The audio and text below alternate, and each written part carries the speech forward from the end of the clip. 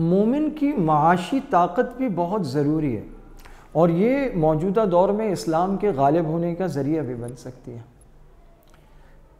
जब अमेरिका अफ़गानिस्तान पर हमला आवर था तो कतर ने तालिबान का दफ्तर खोला था अपने यहाँ, तो लोग हैरान थे कि ये कैसे प्रेशर बर्दाश्त कर पाएगा अमेरिका का।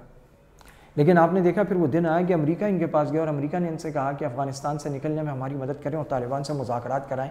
तो तालिबान से मुज़ाकरात कतर में हुए थे और तालिबान वहाँ अपने उसी लिबास में, पगड़ियों में, चादरों में और वो ला इलाहा इल्लल्लाह वाला झंडा लेके चलते थे। और वहीं पर फिर दोहा में मुआहिदा हुआ तालिबान का और अमेरिका का।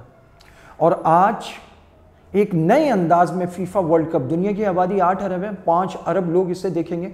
3733 चैनल्स ने 20 नवंबर 2022 को इसका जो इफ्तिताह हुआ वर्ल्ड कप का वो दिखाया गया। 3733 चैनल्स पर ऑलमोस्ट 5 अरब लोग इस पूरे इवेंट को देखेंगे और वो सब लाइव चल रहा था। और उसमें मॉर्गन फ्रीमैन के साथ गानिम अल मिफ्ताह वो कुरान करीम की आयत पढ़ के उसका तर्जुमा कर रहा था। तो कतर एक ऐसी माशी क़ुव्वत है कि इसके सामने आखिरकार दुनिया ने घुटने टेके हैं।